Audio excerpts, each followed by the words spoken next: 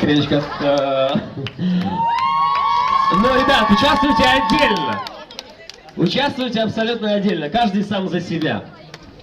Какой конкурс? Для начала.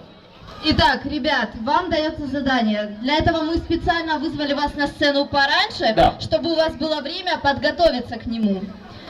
Итак, вы должны продумать, за что вы любите город Кривой Рог, Да. почему вы его любите. И что вы, собственно, готовы сделать для этого города? В чем смысл? У вас у каждого будет максимум по 5 минут на выступление. Это максимум. Так, по 3 минуты. За 3 минуты вы рассказываете, почему вы любите Кривой Рог и что вы готовы для него сделать. Окей?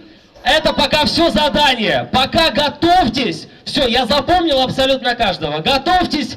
Через некоторое время мы опять собираемся и уже будем понимать. Хорошо? Все, время для подготовки пошло. Все, можно...